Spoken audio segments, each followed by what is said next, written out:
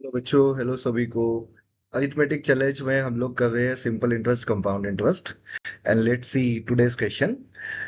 If the amount at the end of 10 years on a certain sum is 44%, then at the end of 8 years, then by what percent will the compound interest for the sixth year be less than that of the seventh year?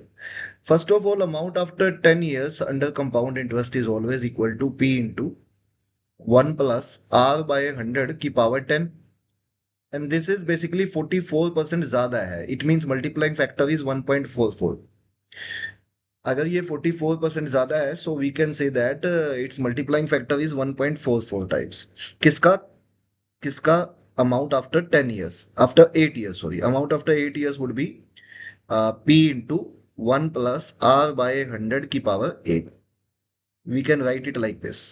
Now P से P यहाँ पे cancel out हो जाएगा और ये complete cut जाएगी और यहाँ 2 बचेगी पावर. तो I can say 1 plus are by 100 का whole square is 1.44, which is basically nothing but 1.2 का होल स्क्वायर, बिकॉज 12 का स्क्वायर इज 144. स्क्वायर से स्क्वायर कट गया. आर बाय 100 का वैल्यू जो आ जाएगा 1.2 minus 1, which is 0.2. And r का वैल्यू जो आ जाएगा that comes out to be 20%. ठीक है, बट हमसे ये नहीं पूछा, हमें आर का वैल्यू नहीं पूछा. हमसे बोला है कि by what percent amount compound interest for the sixth year. अच्छा, कंपाउंड इंटरेस्ट फॉर 6 years नहीं देखना, हमें देखना compound interest for sixth year. ठीक है, compound interest for which year, sixth year जो है वो कितने परसेंट कम है किससे, compound interest for seventh year. तो मैं क्या करता हूं, compound interest for sixth year और compound interest for seventh year का एक बार रेशियो निकाल लेता हूं.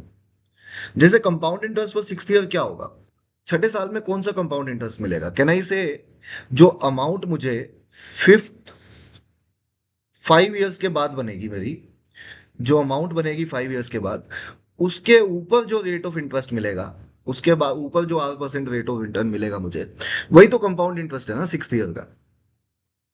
भाई सिक्स्थ ईयर में कौन सा इंटरेस्ट मिलेगा, मेरा अमाउंट बना 5 years के बाद, कुछ उसके ऊपर जो इंटरेस्ट मिलेगा that is the compound interest for sixth year. In same way जो अमाउंट बना 6 years के बाद, ठीक है, उसके ऊपर जो इंटरेस्ट मिलेगा दैट इज नथिंग बट उसके ऊपर जो इंटरेस्ट मिलेगा that is nothing but that is r by 100. That is nothing but compound interest for seventh year. क्योंकि आर सेम है दोनों में तो वो वैसे ही काट देते हैं हम.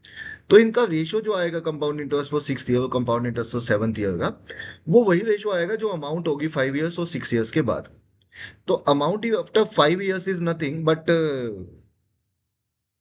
P into 1 plus R by 100 की power 5, and amount after 6 years is nothing but P into 1 plus R by 100 की power 6. अब P से P कैंसिल आउट हो गया, ये कंप्लीट कट गया, तो यहाँ पावर 1 बचेगी. ठीक है, तो रेशियो आएगी 1:, जो रेशियो आएगी वो आएगी 1:1 प्लस आर बाय 100. आर 20% है तो 1 प्लस 20/100.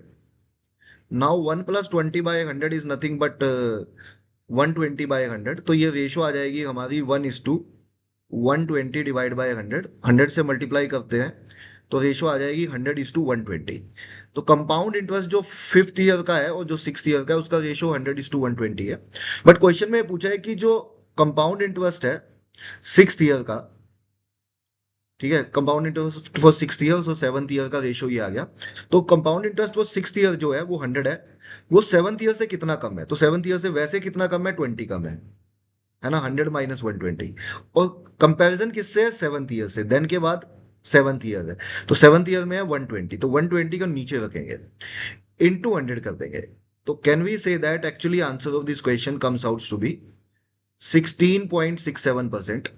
तो 16.67% आंसर होना चाहिए. आंसर ऑप्शन सी फिट बैठता है और यही इस क्वेश्चन का सही आंसर है बच्चों. वीडियो अच्छा लगा तो लाइक करिएगा बच्चों और चैनल को सब्सक्राइब करिएगा. Thank you.